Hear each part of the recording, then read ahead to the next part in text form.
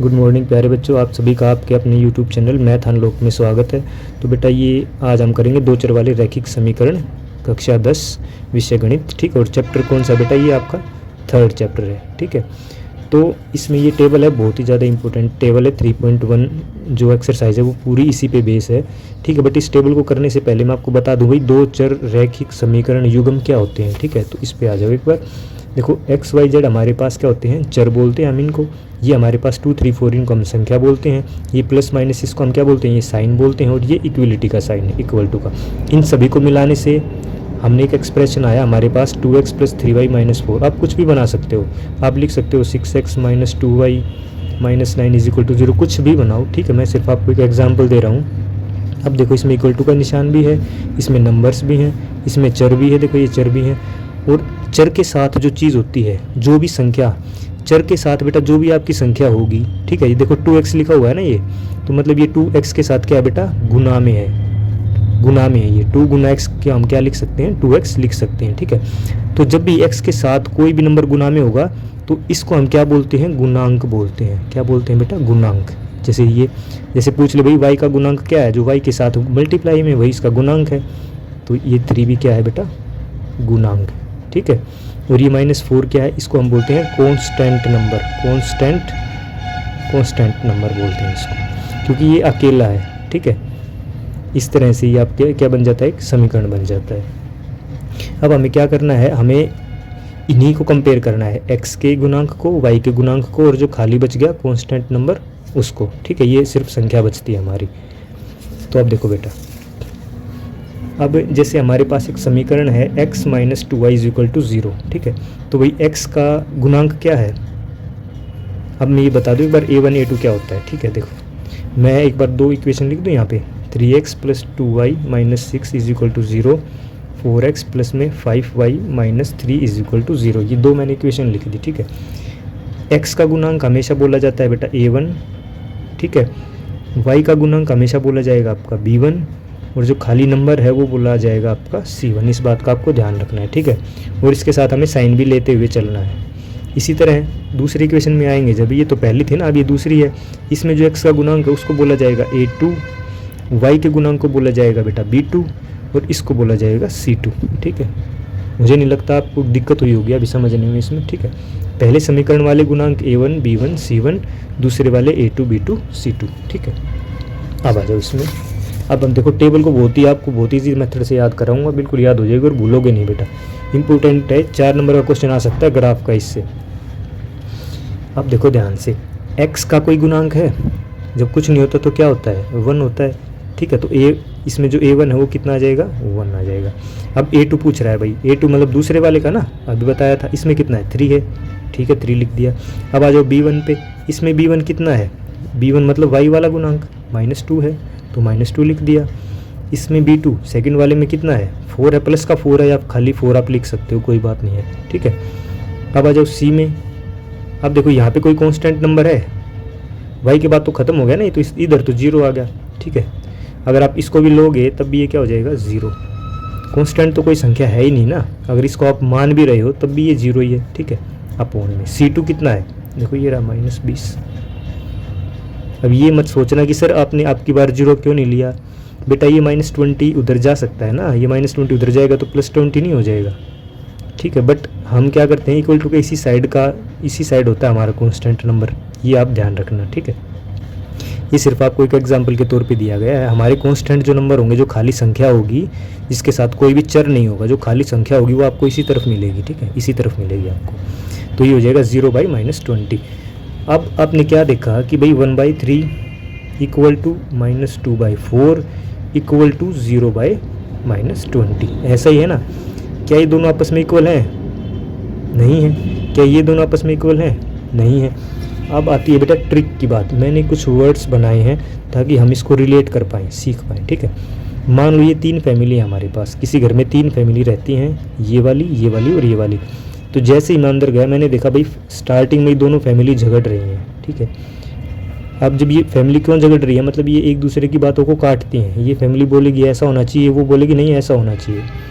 जैसे ही मैं अंदर घुसा, मैंने देखा दोनों फैमिली आपस में झगड़ रही हैं, एक दूसरे की बातों को काटती हैं। और काटने का मतलब क्या होता है बेटा? काटने का मतलब होता है प्रतिच्छेदित रेखाएं, ठीक है, प्रतिच्छेदित रेखाएं, इस बात का आपको ध्यान रखना है। प्रतिच्छेदित, मैंने आपको पहले भी अगर कोई बच्चा मेरे से पढ़ा होगा तो ये प्रतिच्छेदित रेखाएं होती हैं, ठीक है। तो हमें देखो रिलेट कर दिया ना, जैसे ही हम घर में घुसे, पहली फैमिली लड़ रही है, एक दूसरे की बन नहीं रही है, मतलब ये एक दूसरे को काटती हैं, काटना मतलब प्रतिच्छेदित रेखाएं, देखो ऐसी होती हैं प्रतिच्छेदित रेखाएं, ऐसे काटती हैं, ठीक है। तो इससे आप इसको रिलेशन को याद रख सकते हो।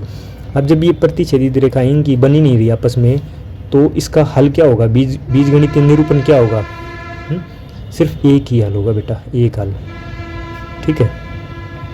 एक हल को हम इसको बोलते हैं अद्वितीय हल, भी हम उसको बोल सकते हैं अद्वितीय हल। एक हल अद्वितीय हल एक ही बात है, ठीक है।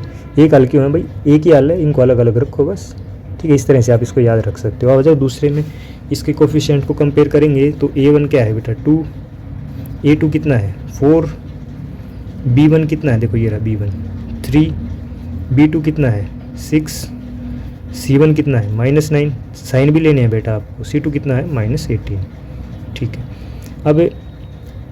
अब इसमें, इस भिन्न में आपको एक बात ध्यान रखनी है बेटा, अगर ये कट रही हैं तो आपको काटना है इसको, ठीक है। अगर ये आपस में कट रही हैं तो काटना है। देखो जैसे अगर आप वैसे ही सोच पा रहे हो तो ठीक है, जैसे मुझे लग रहा है भाई, मुझे दिख रहा है ये सारे इक्वल हैं, बट आपको लग रहा है सर ये 2/4 है, 3/6 इक्वल कैसे हैं, इसको आप बेटा बिल्कुल सरल भिन्न में करो ना, सरल भिन्न में इसको काटो, कट रहा है देखो, एक ही टेबल से कटता है हमेशा यार, इस बात का आपको ध्यान रखना है। 2 1 जा 2 एक ही टेबल से कटेगा, दोनों नंबर एक ही टेबल से कटेंगे तभी आपको काटना है। 2 1 जा 2, 2 2 जा 4, तो कटने के बाद आपका क्या आ गया 1/2, 3 1 जा 3, 3 2 जा 6, ये भी कटने के बाद क्या आया 1/2, ऊपर नीचे माइनस है तो ये तो कैंसिल हो जाएगी, 9 1 जा 9, 9 2 जा 18, ये भी कितना आया 1/2, देखा तीनों इक्वल आ गए ना। तो हम यहाँ पे क्या लिख सकते हैं 1/2 is equal to 1/2 is equal to 1/2। अब ये तीनों फैमिली हैं, जैसे ही मैं घर में घुसा देखा कोई किसी में भी कोई लड़ाई झगड़ा नहीं है, ये तो बहुत अच्छी बात होगी बेटा, ठीक है। मतलब ये क्या है संपाति, इनके विचार सबके मिलते हैं, जब एक दूसरे के विचार मिलेंगे झगड़ा थोड़ी होगा, विचार मिल रहे हैं मतलब सबके एक जैसे विचार हैं, एक जैसे का मतलब संपाति रेखाएं, संपाति रेखाएं, ठीक है। संपाति रेखाएं, संपाति रेखाएं कौन सी होती हैं, जिसपे एक ही रेखा पे सारे पॉइंट होते हैं, एक ही रेखा पे सारे पॉइंट होते हैं, मतलब एक ही विचार हैं सबके, ठीक है। ये मान लो कोई विचार हो, इस पे सभी फैमिली इसी पे सहमत है, हाँ भाई ये बात ठीक है। मैं आपको रिलेट करवा रहा हूँ बस चीज़ों को, ठीक है, ताकि आपको याद रहे, ठीक है। संपाति रेखाएं बोलते हैं इसको। अब बीजगणितीय, हाँ इस, अब देखो इस फैमिली में कितनी भी समस्याएं हो सारी हल हो जाएंगी, क्योंकि तीनों मिलके काम करेंगे ना, तो कितनी भी समस्याएं हो तो इसका आंसर होगा अनेक हल, ठीक है।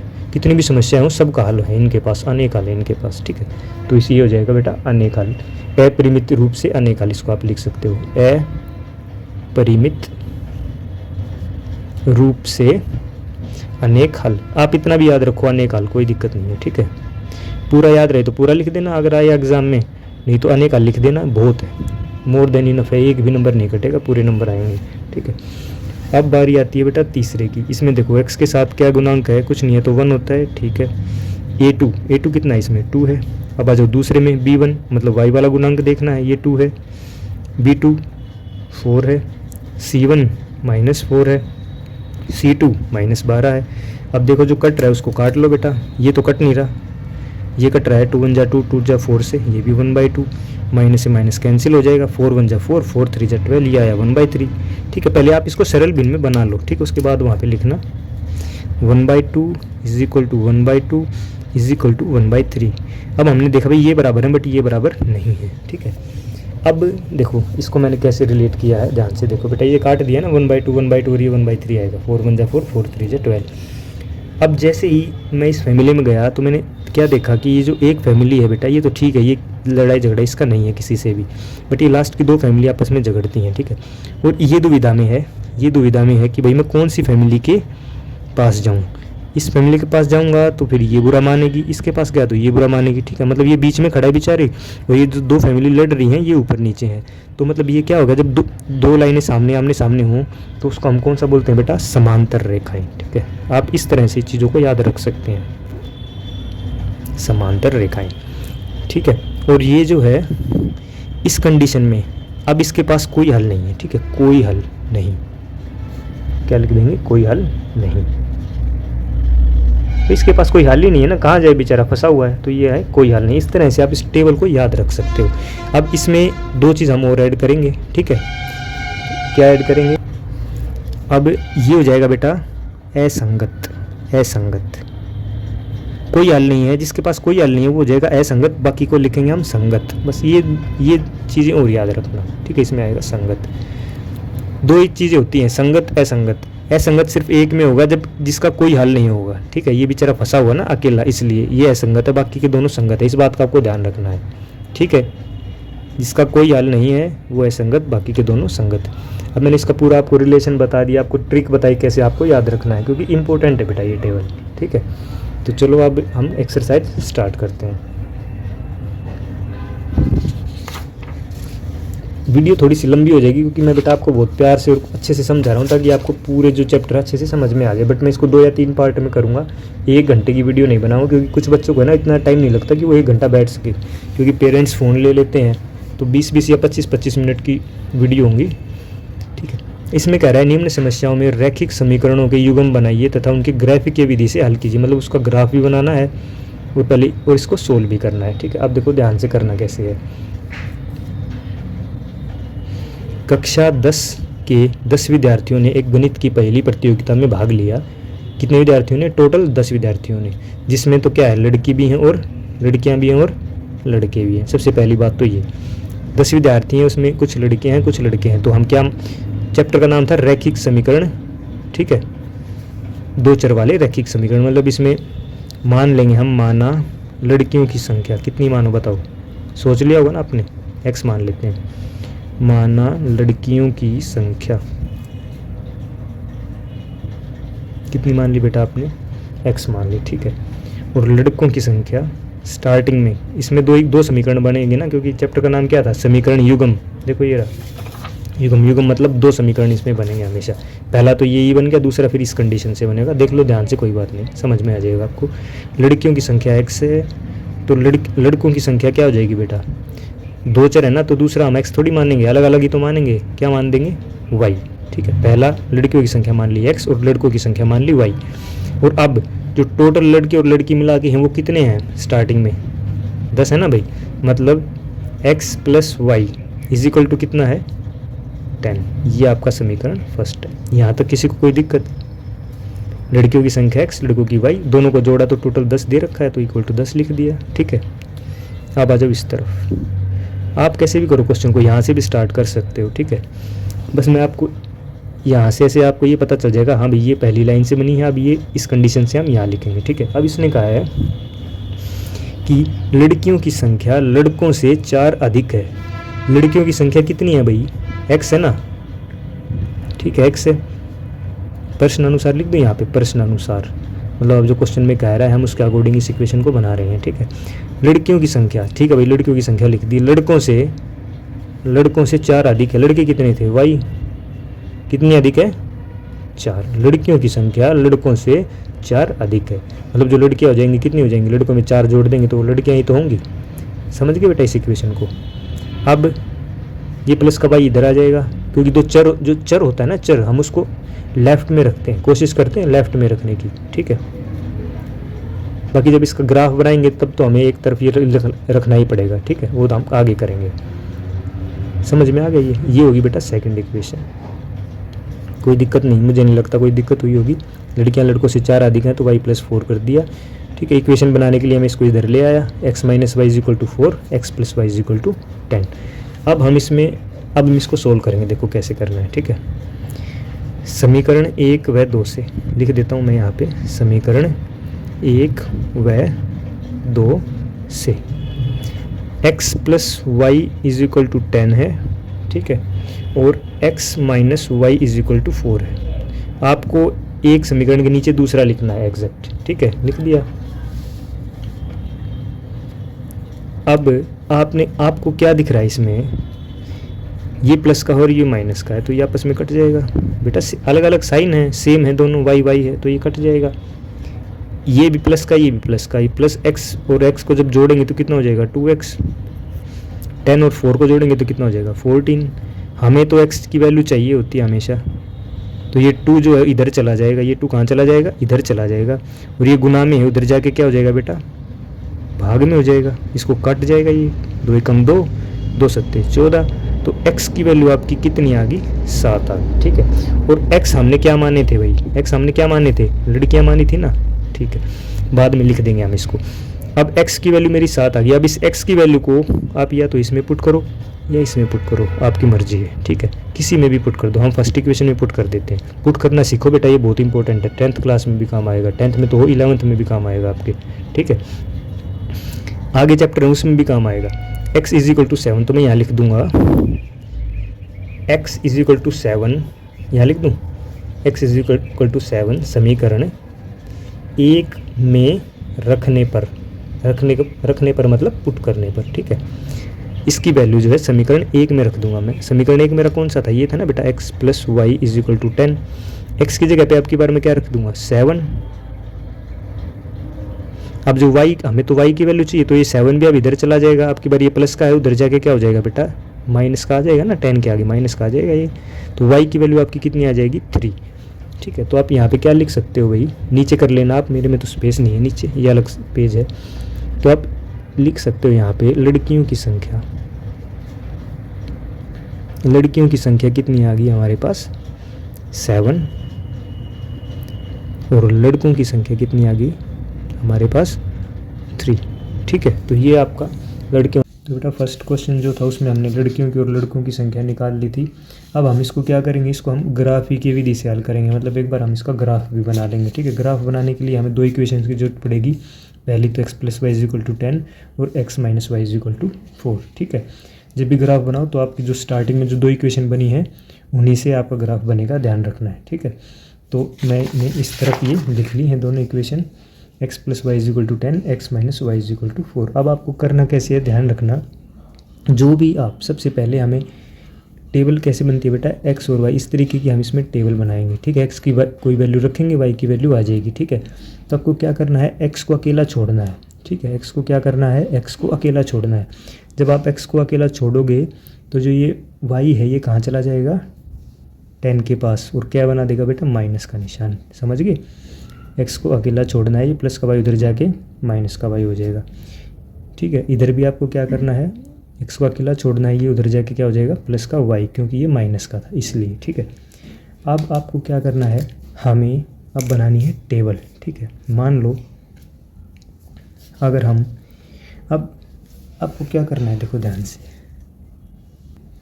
आपको बनानी है टेबल, जैसे मैंने टेबल बनाई भाई x और y की, ठीक है।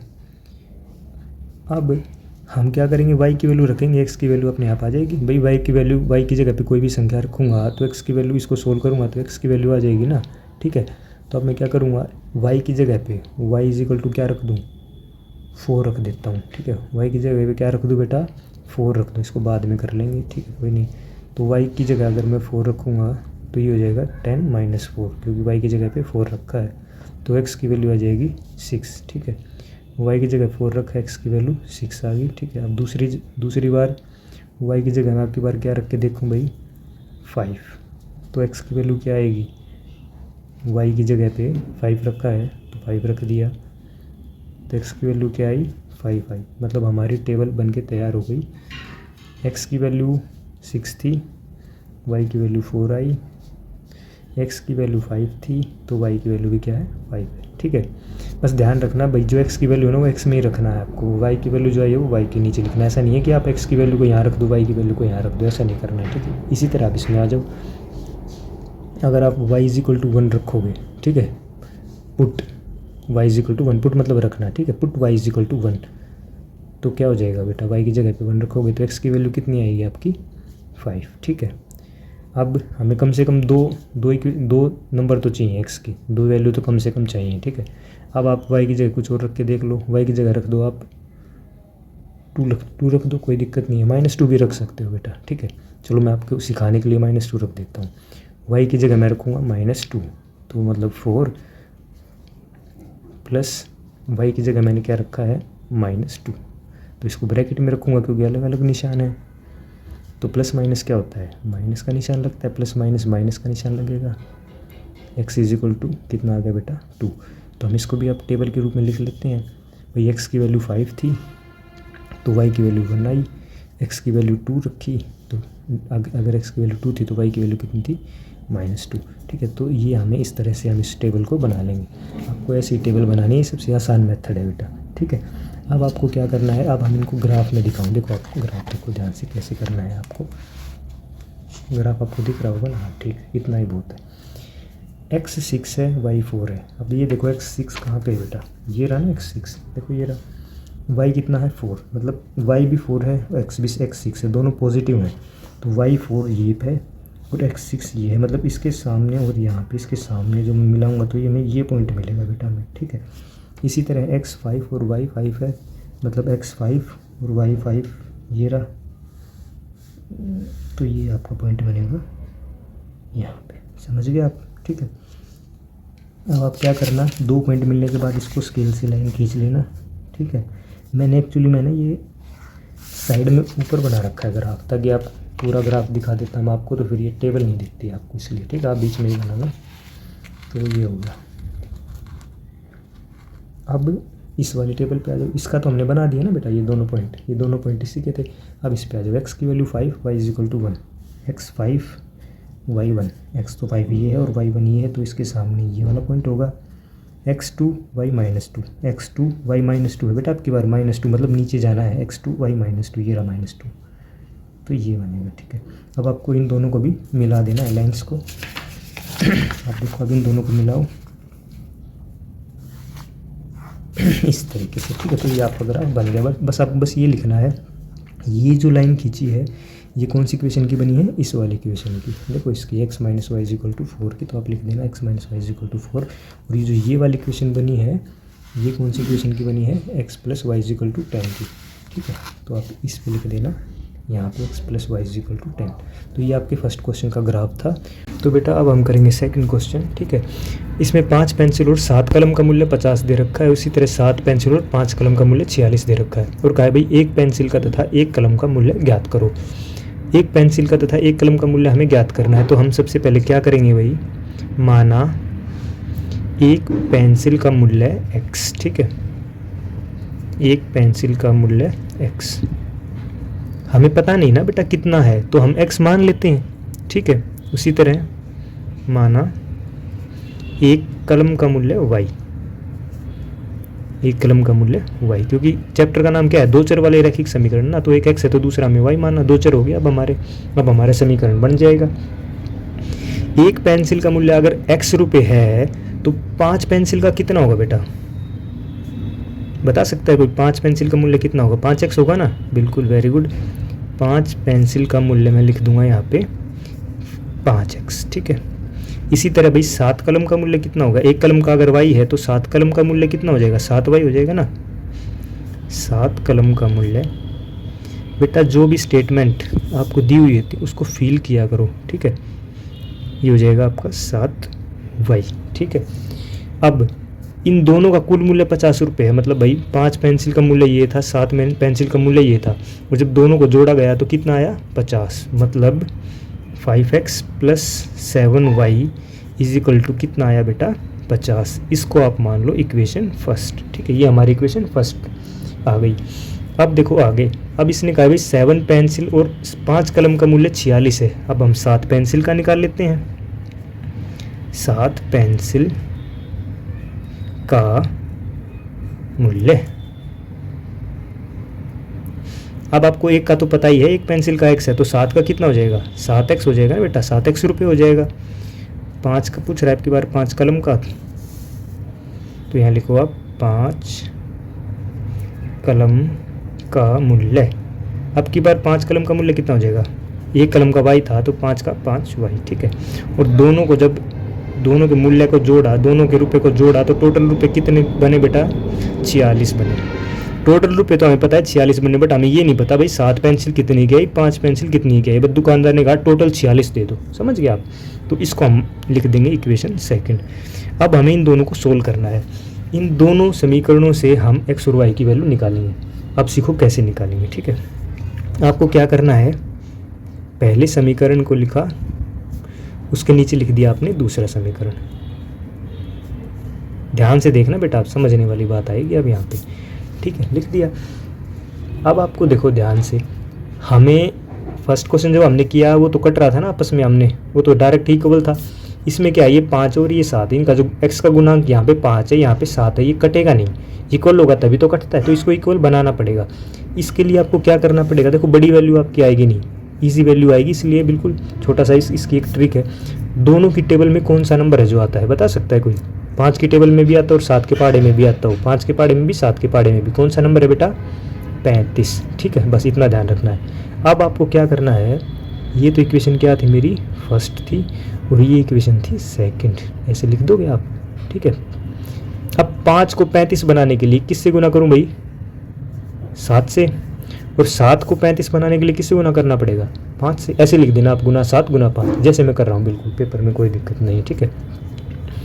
अब इस इक्वेशन के आगे मैंने मल्टीप्लाई 7 किया, मतलब ये 7 जो है बेटा तीनों से मल्टीप्लाई होगा, इससे भी, इससे भी और इससे भी। इस बात का आपको खास ख्याल रखना है। 7 पंजे 35x प्लस 7 सत्ते 49y इज इक्वल टू 7 पंजे 35, 0 की 0। अब इस 5 को इससे करूँगा तो 35x, 5 पच्चे 25y, 46 को 5 से गुना करो 230 आएगा आपका, ठीक है। अब एक बात और आपको याद रखनी है, इसमें ध्यान से देखना, इसमें क्या करना है,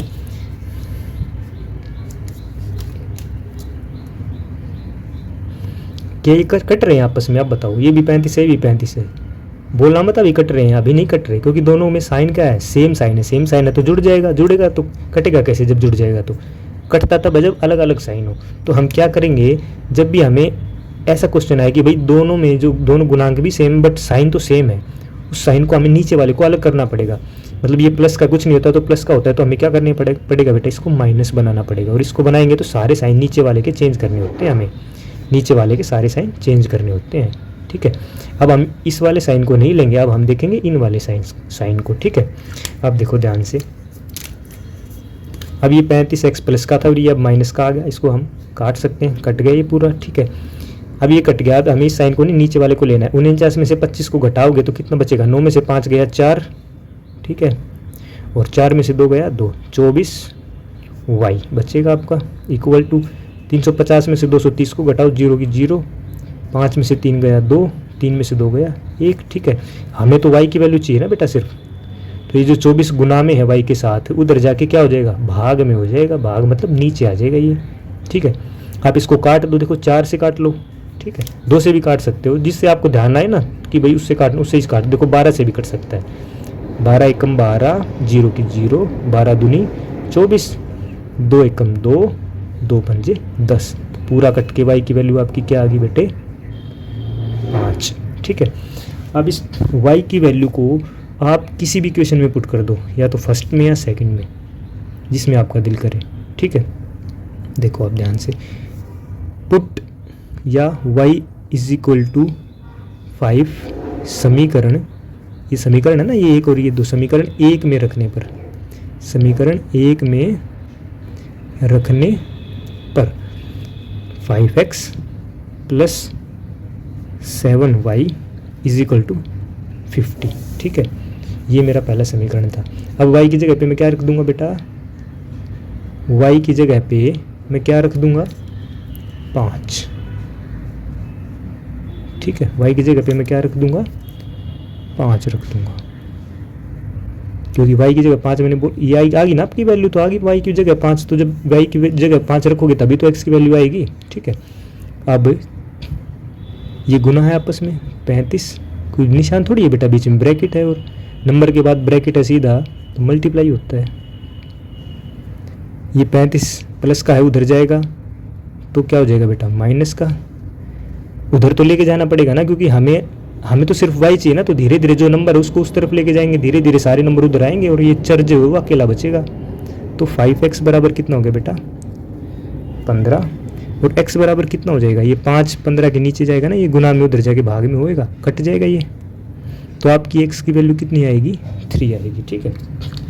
तो आप क्या लिख सकते हो कि भाई एक पेंसिल का मूल्य, इसने कहा था ना, देखो ये रहा, ये एक पेंसिल का मूल्य बताओ। एक पेंसिल का मूल्य हमने तो कितना माना था, x मान रखा है ना, ये रहा। एक पेंसिल का मूल्य कितना माना है बेटा, x माना है, ठीक है। तो हम लिख देंगे पेंसिल का मूल्य x माना था ना हमने, और x में वैल्यू कितनी आई है अपनी, x की वैल्यू 3 आई है, तो ये हो जाएगा 3। उसके बाद एक कलम का मूल्य, एक कलम का मूल्य पूछ रहा था वो, कलम का मूल्य हमने क्या माना था, y माना था, y की वैल्यू कितनी आई है 5। तो मतलब एक पेंसिल 3 रुपये की थी और एक कलम 5 रुपये की थी, ठीक। इस तरीके से बेटा आप इस क्वेश्चन को कर सकते हो। एक बार ये क्वेश्चन आपको समझ में आ गया तो मान लो ये एक्सरसाइज पूरा चैप्टर 3 आपको बहुत अच्छे से समझ में आ जाएगा, ठीक है। अगर अभी समझ में नहीं आया तो आप वीडियो को थोड़ा स्लो करके, बाकी तो मैं पूरा स्लो पढ़ा ही रहा हूँ आपको, तो आप दोबारा देख सकते हो वीडियो को पीछे करके, ठीक है। तो अब हम इसका बेटा ग्राफ बनाएंगे, ठीक है। ग्राफ बनाएंगे इसका।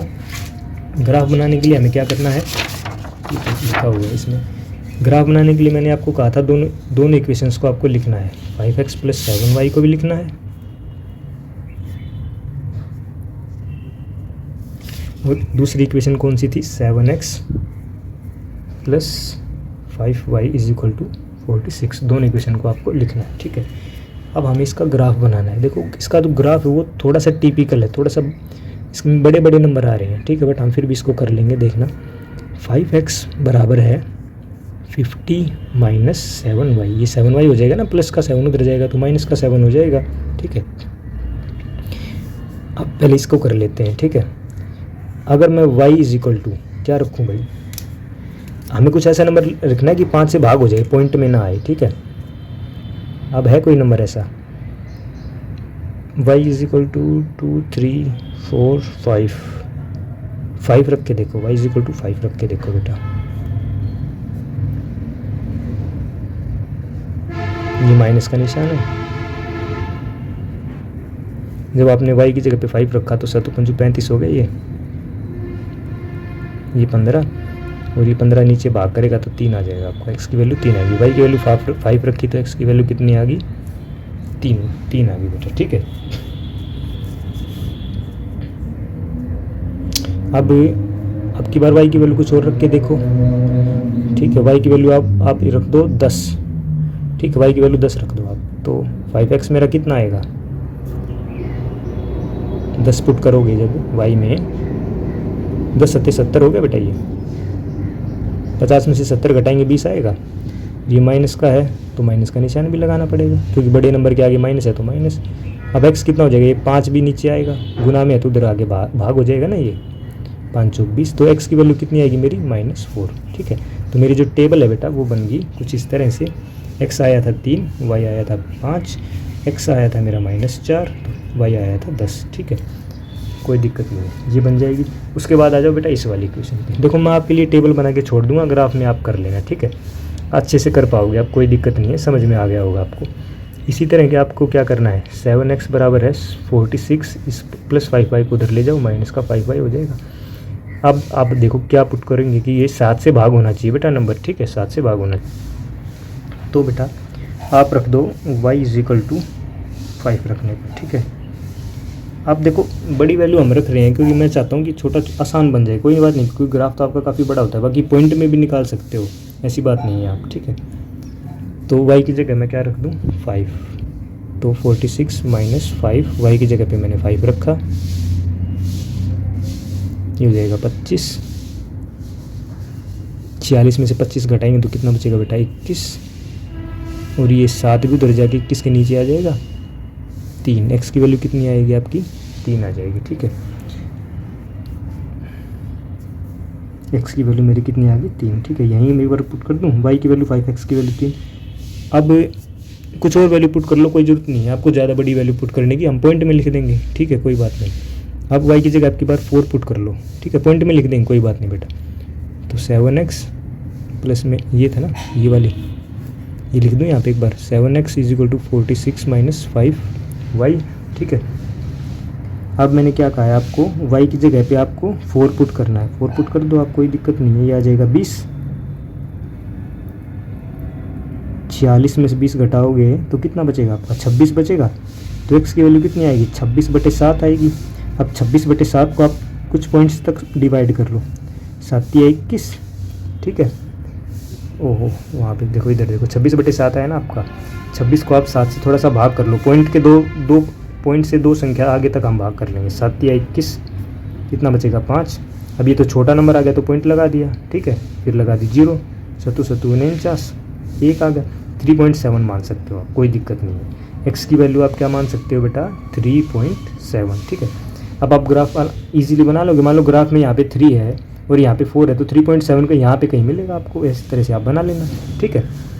तो ठीक है बेटा, ये अभी फर्स्ट क्वेश्चन ही था और वीडियो काफ़ी लंबी होगी क्योंकि मैंने आपको बहुत ही आराम से समझाया मैं, क्योंकि ये पूरा बेस है आपको। उसके बाद हम थोड़ा सा स्पीड बढ़ा लेंगे, कोई दिक्कत नहीं है, ठीक है। Thank you. तो बेटा ये सेकंड क्वेश्चन है एक्सरसाइज 3.1 का। ये थोड़ा सा ये काफ़ी इजी है क्योंकि हमने वो टेबल जो है वो हम याद कर चुके हैं। उसकी लिंक भी मैंने आपको बता दिया था कैसे कैसे उसको याद करना है। तो इसने कहा भाई आपको A1 A2 B1 B2 C1 C2 की तुलना करनी है, मतलब वो इक्वल है या नहीं है, ठीक है। उसके बाद हम बताएंगे कि वो प्रतिच्छेदित है, समांतर है या संपाती है। तो सबसे पहले हम लिख लेते हैं भाई, A1 कितना है हमारे पास 5, A2 कितना है बेटा -4, और सॉरी A1 सॉरी ये B1 है, और ये C1 कितना है 8, ठीक है। A1 B1 C1। अब इसमें देखो A2 कितना है 7, B2 कितना है 6, C2 कितना है -9। अब हम इनकी तुलना करें, मतलब इनको लिख लेते हैं अपोन में। 5/7 is equal to -4/6 is equal to 8/-9। अब आपने क्या देखा, इसको काट भी दोगे तो 2/3 आएगा ना बेटा, ये 2 से काटोगे तो 2 दूनी 4, 2 तिया 3, तब फिर भी ये बराबर नहीं है आपस में, ठीक है। और जब ये बराबर नहीं है तो हम क्या लगाएंगे, पहले तो अनइक्वल टू का साइन लगाएंगे, मतलब ये बराबर नहीं है, ये वाला साइन लगता है, ठीक है। अब हमने देखा भाई, अब देखो पहले ही जब हम घर में घुसे तो पहले ही लड़ाई स्टार्ट हो गई। जब ऐसा होता है तो क्या होता है, वो प्रतिच्छेदित, ठीक है ना। हमने लिखा था ना वो, इसको हम लिख देंगे प्रतिच्छेदित। मैंने आपको ऐसे याद करवाया था, आपको याद आया हो तो इसको हम लिख देंगे प्रतिच्छेदित रेखाएं, ठीक है, इस तरह से। अब आ जाओ बेटा सेकंड में, इसको भी ऐसे ही कंपेयर करेंगे। पहले लिख लेंगे A1 कितना है 9, B1 कितना है 3, C1 कितना है आपका 12। इसमें आ जाओ अब, A2 कितना है 18, B2 कितना है 6, C2 कितना है 24। अब इसको बटे में लिख लो, जो भी आपके ये गुणांक आए हैं। 9/18 आया है, 3/6 आया है, 12/24 आया है। अब आप इसको थोड़ा काट के देख लो, हो सकता है बराबर आ जाए। देखो 3 एकम 3, 3 दूनी 6, 9 एकम 9, 9 दूनी 18, 12 एकम 12, 12 दूनी 24। तो आपका क्या आया भाई, क्या है आपका 1/, ये नीचे लिख लेते हैं, कोई नहीं, 1/2 is equal to 1/2 is equal to 1/2। काटना सिखाया ना, एक ही टेबल से तो काटे हैं बेटा। ये 9 से काटा है, ये 3 से और ये 12 से, ऊपर नीचे तीनों बराबर आ गए। मतलब इस फैमिली में तो भाई लड़ाई झगड़ा होता ही नहीं, सभी के विचार एक लाइन में है। एक लाइन में मतलब संपाती, ठीक है। आपको पूरा लिंक से मैंने करवाया था, इसको हम लिख देंगे संपाती, ठीक है। अब आ जाओ बेटा तीसरे में, इसमें भी आप कंपेयर कर लो एक बार फटाफट से।